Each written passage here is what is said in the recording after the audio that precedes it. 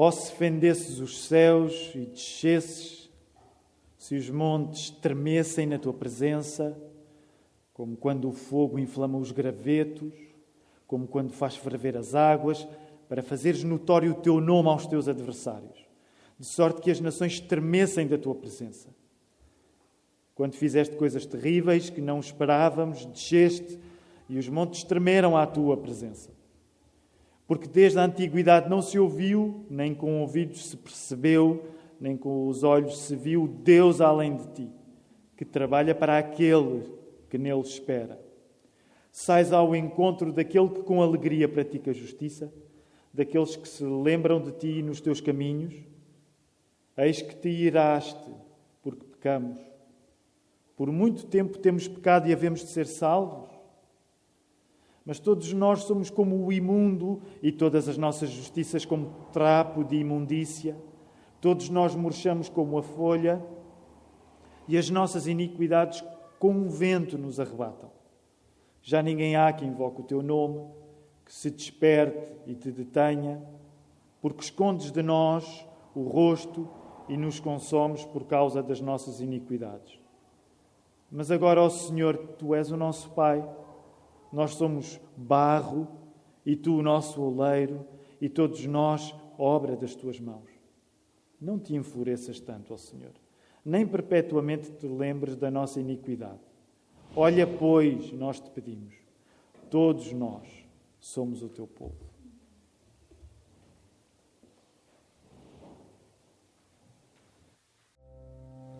Podemos ainda saudar-nos olhando à nossa volta, cumprimentando-nos à distância. É bom nós estarmos juntos nesta manhã. Saudamos também as pessoas que estão a seguir a transmissão. Podemos voltar a ficar sentados.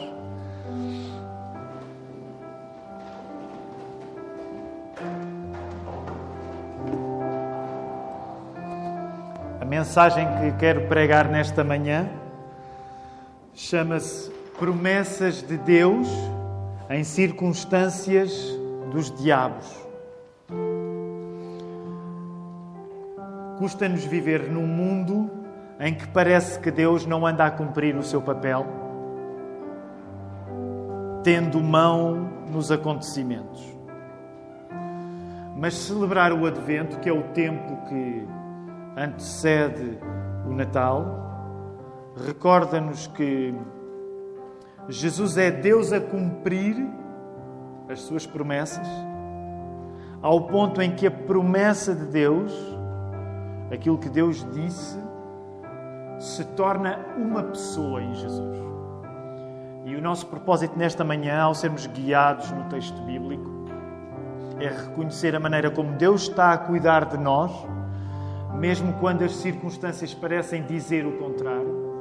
E Deus não só está a cuidar de nós, como em Jesus, a promessa feita pessoa, nós podemos ter a segurança que essa é uma consciência, uma convicção que podemos abraçar mesmo nesta manhã. Vamos orar.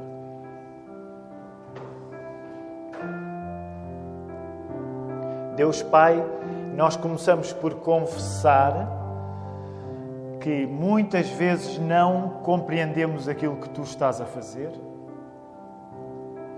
Geralmente quando as circunstâncias onde estamos são muito negativas. E queremos confessar que, apesar de tantos de nós termos fé em Ti, Senhor, duvidamos, ficamos sem resposta em relação àquilo que estamos a viver, e pode ser o caso de muitos aqui, nesta manhã. Ó Senhor, abre os nossos olhos para a verdade. Ajuda-me a pregar este texto com fidelidade, de uma maneira tal que nós ficamos completamente convencidos que não somente Tu existes, como deste o Teu Filho, que se fez carne, como através do Espírito nos chamas a sermos Teus filhos. E é Teus filhos que nós nos queremos sentir nesta hora, e pedimos tudo isto em nome do Senhor Jesus Cristo. Amém.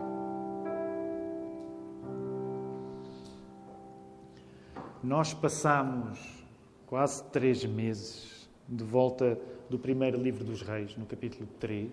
Agora é a primeira vez que saímos. E saímos logo para um texto que não é um texto simples. Nós podemos dizer, nós confiamos que a Bíblia é a palavra de Deus.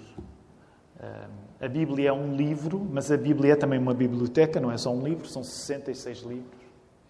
E não é pecado nós podemos dizer que há livros que entram mais facilmente do que outros. O livro do profeta Isaías é um livro especialmente exigente.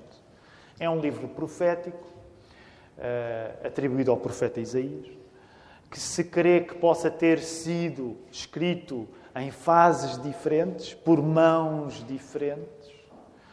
E hoje, ao pregar-vos o primeiro sermão do Advento de 2020 e começar pelo livro de Isaías, sinto-me na obrigação de fazer algum contexto, mas tem de ser um contexto muito breve. E não é nada fácil fazer um contexto breve de um livro tão grande como o de Isaías. E, portanto, eu vou esforçar-me para, numa frase apenas, vos dar ideia do que é que está a acontecer neste grande livro. E nós lemos só 9 versos de um livro muito grande. Então, se tivermos de resumir o que é que o livro de Isaías trata, este livro de Isaías quer que o povo de Israel compreenda o importante papel que Deus tinha para este povo de Israel num futuro que era completamente diferente do presente. Porque no presente, nas circunstâncias atuais que os judeus atravessavam, quando Isaías escreve o seu livro, os judeus estão em exílio na Babilónia. O que significava que Isaías, na mensagem que tem para o povo, tem de dizer que o futuro vai ser melhor do que o presente. E vai ser melhor ao ponto tal em que Israel, através da sua capital... Qual é a capital de Israel? Jerusalém. Israel, através da sua capital, tornar-se-ia o centro espiritual não só de Israel, mas o centro espiritual de todo o mundo. Então, tentar dizer isto numa frase apenas. Este livro quer que o povo de Israel compreenda o importante papel que Deus lhe daria num futuro completamente diferente daquilo que passavam naquela altura, que era estarem exilados e dominados pela Babilónia, quando a partir da sua capital, Jerusalém, se tornassem o centro espiritual do mundo inteiro. É uma frase muito longa, mas para tentar resumir um livro que também é muito longo. Logo, a nossa tarefa, que nós que acreditamos que Deus fala, que Deus não só existe como fala, e que falou de uma maneira especialíssima na Bíblia, devemos fazer hoje o esforço de nos colocar debaixo desta mesma dinâmica que está no livro do profeta Isaías. E eu acredito que nós podermos entrar dentro do contexto do livro de Isaías nesta manhã significa perguntar a nós próprios como é que nós lidamos com promessas feitas por Deus quando nos sentimos em circunstâncias dos diabos. Porque era um pouco isto que estava a acontecer com aquelas pessoas que estavam a receber aquela mensagem. A mensagem era de facto boa, o futuro vai ser melhor do que o presente, mas a verdade é que o presente era muito mau. E permitam-me esta comparação.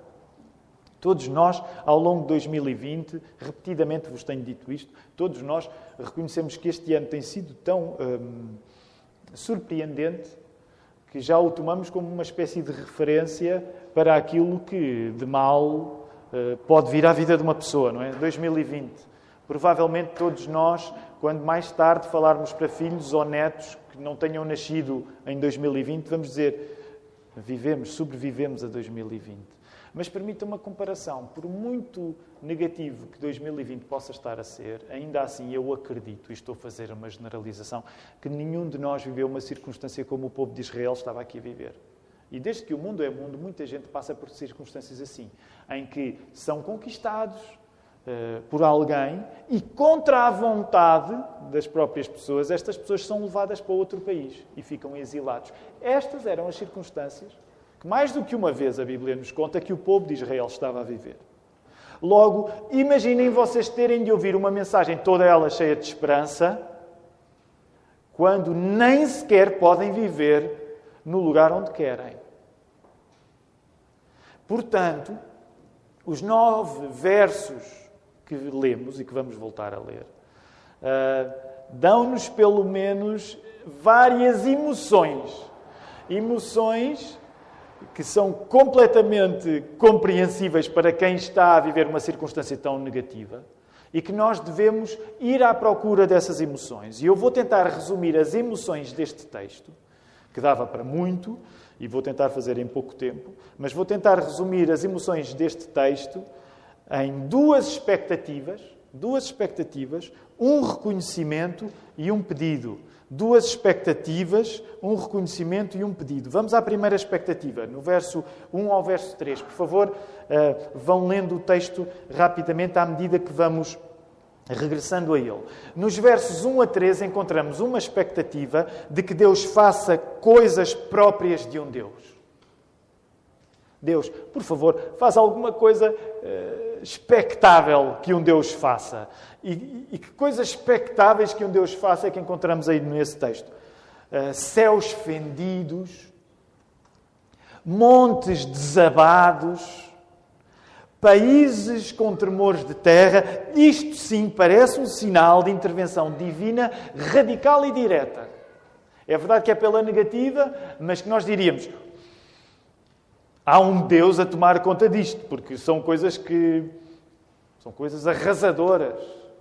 Céus quebrados ao meio, montes esvaziados, países com tremores de terra. A lógica parece ser a de que, ao menos quando Deus faz estas coisas terríveis, vocês encontram a expressão aí no verso 3, ao menos quando Deus fazia coisas terríveis, ninguém podia negar que não somente Ele existia, como estava a tomar um rumo nos acontecimentos. Por negativo que seja. Mas quando coisas terríveis assim aconteciam, está aqui o autor a dizer-nos, acho que ninguém vai negar que Deus exista e que está a tomar rumo nos acontecimentos. Nesta medida, o texto está a fazer uma queixa. A que nos custa viver num mundo em que parece que Deus não anda a cumprir o seu papel, provando que tem mão nos acontecimentos. E deixem-me dizer, isto não é uma coisa que diz só respeito a quem não tem fé.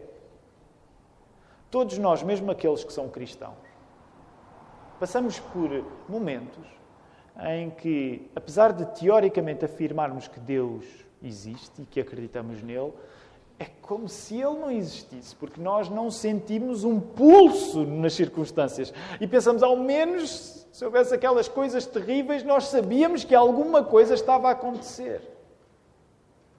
Nós não precisamos de ser ateus para viver momentos em que parece que Deus não acontece. Agora, claro que desde já nós podemos colocar uma hipótese em aberto. Talvez o problema não seja o de Deus não estar a fazer coisas. Talvez o problema não seja o de Deus estar a tomar conta dos acontecimentos. Talvez o problema seja nosso não sabermos como é que Ele o está a fazer. Também foi por isso que tentámos, durante os meses, estudar a questão do discernimento, para nós ganharmos discernimento e sabermos perceber, ok, o problema é Deus ou o problema é meu? É Deus que não está a fazer nada ou sou eu que não estou a compreender aquilo que Deus está a fazer? Mas este dilema está aqui no texto. Segunda expectativa, olhem para o verso 4, porque desde a antiguidade não se ouviu, nem com os ouvidos se percebeu, nem com os olhos se viu um Deus além de ti que trabalhe para aquele que nele espera. Aqui a segunda expectativa é esta. É nós sermos pessoalmente beneficiados quando Deus faz coisas próprias de um Deus. Nós sermos pessoalmente beneficiados quando Deus faz coisas próprias de um Deus. É por isso que diz aí que Deus trabalhar para aquele que espera em Deus. Sabem, curiosamente, este verso de Isaías, ele é bastante citado, quer no Novo Testamento, quer nos primeiros séculos da história cristã, pelos pais da Igreja. E era um verso que era muito citado para falar da qualidade do Deus do cristianismo. O nosso Deus é um Deus especial.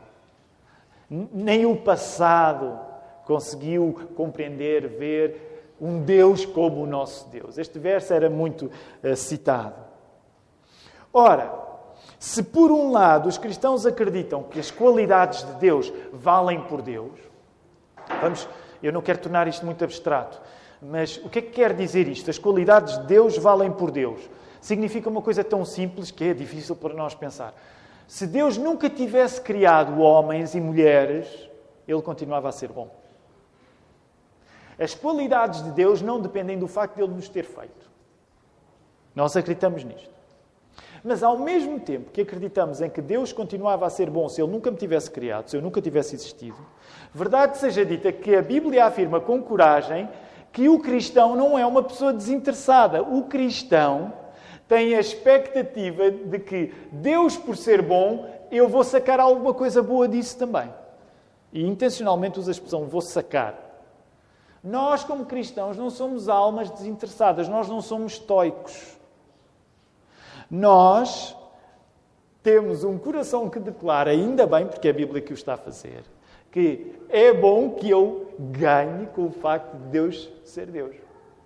É uma expectativa. A segunda expectativa que encontramos neste texto é que eu posso ser pessoalmente beneficiado quando Deus faz coisas próprias de um Deus. Portanto, deixa-me dizer-te, se tu és crente, se tu és cristão, não tenhas vergonha de não seres desinteressado.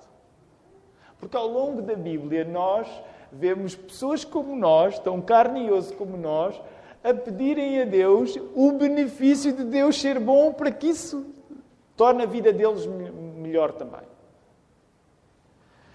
Versos 5 a 7. Agora reparem, primeiro é uma expectativa de que Deus faça coisas próprias de um Deus, o segundo é a expectativa de que Deus, ao fazer coisas próprias de um Deus, nos beneficie, mas é muito importante este terceiro, este reconhecimento. O reconhecimento de que provavelmente os nossos erros participam no processo de nós não vermos Deus fazer coisas próprias de um Deus. O que significa que, na prática, quando tu passas por uma circunstância onde gostarias de ver coisas a acontecer e que não te estão a acontecer, a Bíblia encaminha-te para tu conceberes a possibilidade de que tens responsabilidade nisso. Porque é isso que nós encontramos aí no verso 5. Eis que te iraste, porque nós pecamos. Portanto, isto significa que quando tu achas que Deus deveria acontecer mais na tua vida, predispõe-te para que tu tenhas alguma responsabilidade nisso através de erros que cometeste. Mais ainda, o tom aqui endurece um pouco. E nós encontramos o verso 6, que é um verso muito citado geralmente por pregadores protestantes. Os pregadores católicos, nós vemos num contexto católico, os pregadores católicos geralmente têm uma ideia mais otimista acerca da natureza humana.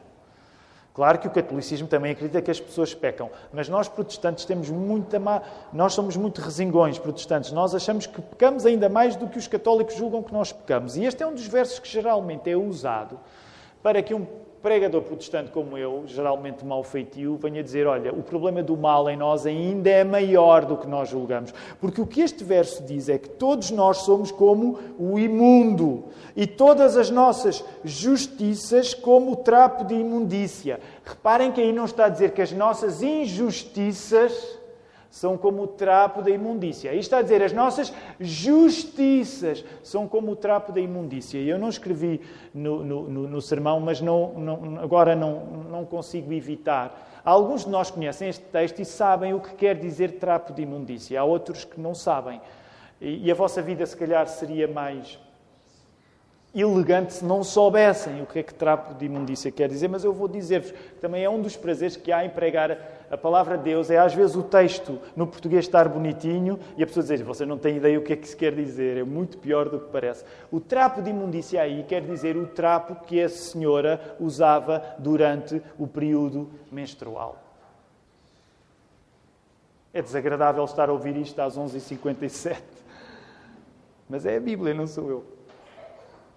O que isto significa? Reparem o que é que isto significa.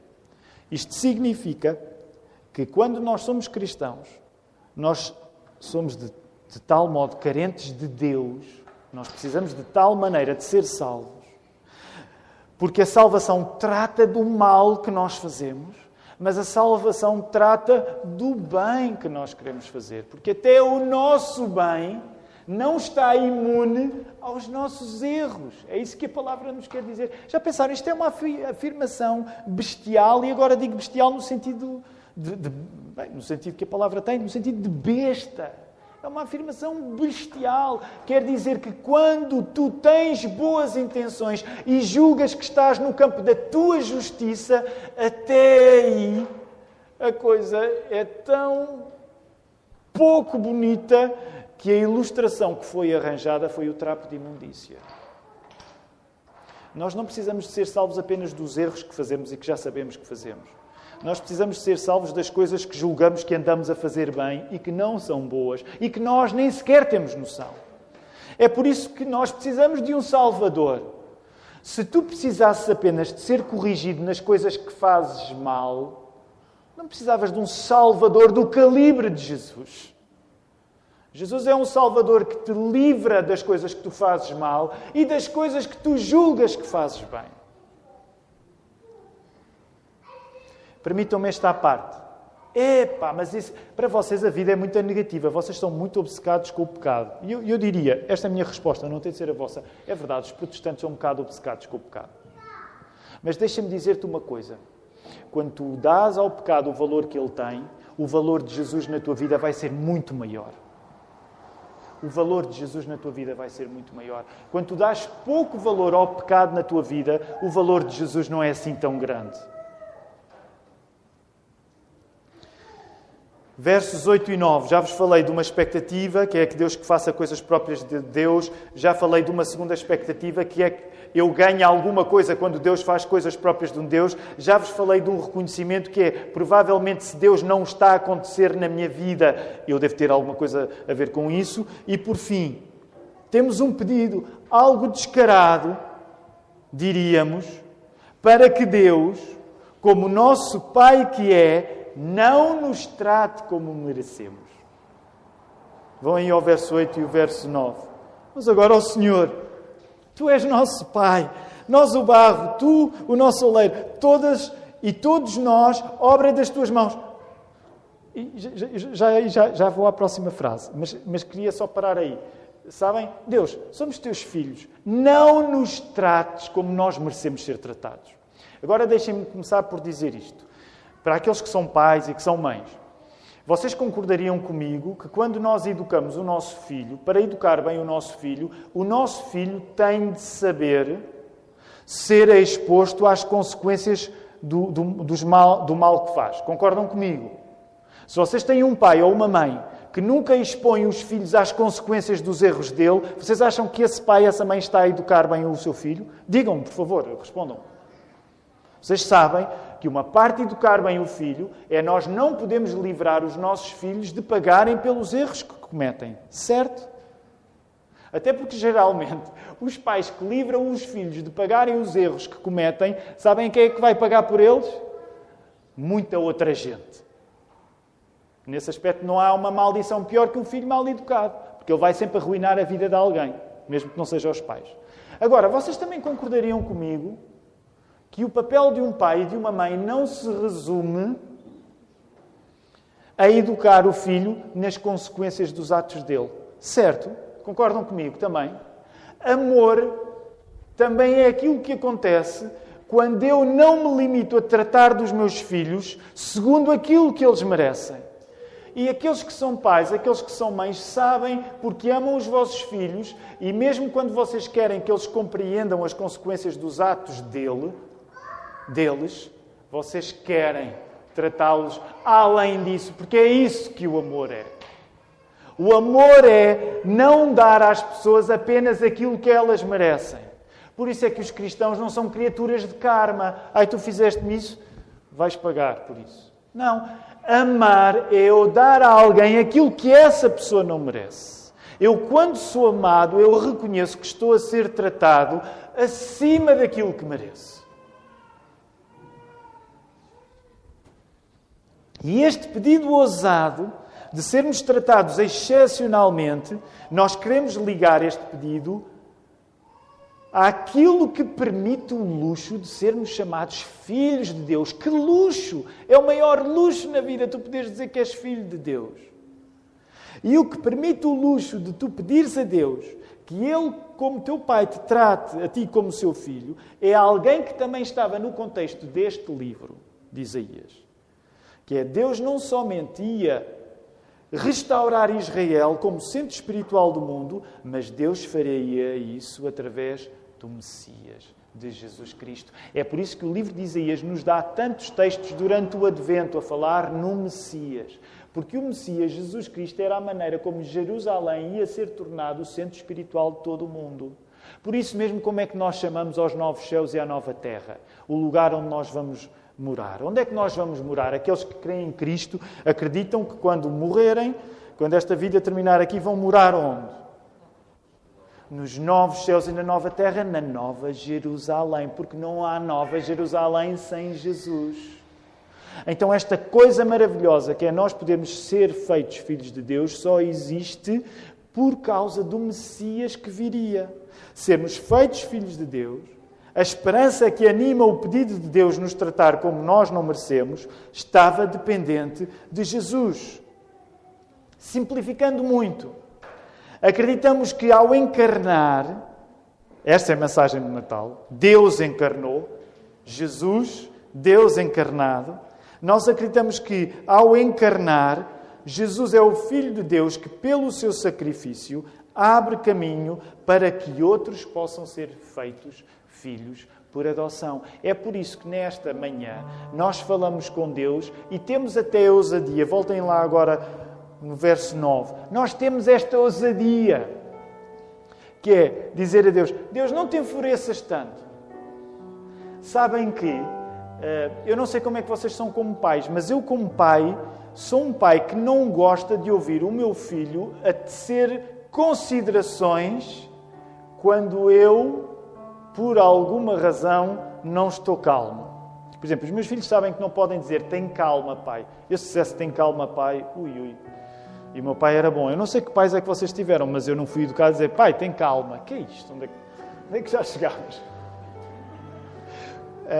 Mas já pensaram, esta grande ousadia é a ousadia da pessoa aqui. Deus, não te enfureças tanto. Deus, não te enfureças tanto. E é isso que nós acreditamos que podemos, por causa de Jesus, tomar este lugar enquanto filhos, dizer, Senhor, não te enfureças tanto. Não me trates como eu mereço, porque se tu me tratares como eu mereço, isso não vai ser bom para mim. E é este espaço de pedirmos a Deus, através de Jesus Cristo, pedirmos amor para que Ele nos mostre aquilo que está a fazer, mesmo quando as circunstâncias nos parecem ser as do diabo. É isso que nós estamos a celebrar agora, ao fazer o caminho do Advento, ao celebrar o Natal, é lembrar que, quando as circunstâncias são muito más, a promessa de Deus não somente não prescreveu, não passou do prazo, como a promessa se fez pessoa em Jesus. E quando Jesus está connosco, Deus não quebra nunca nenhuma das promessas. Mas quando Jesus está connosco, a promessa connosco está também. Vamos orar, vamos ficar de pé.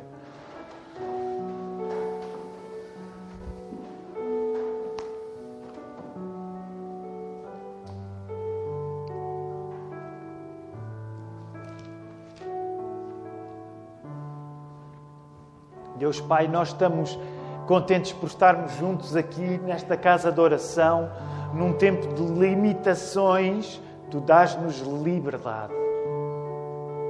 Podemos abrir as nossas Bíblias, podemos juntar-nos aos nossos irmãos, podemos estar, ainda que limitados, mas podemos ter esta liberdade.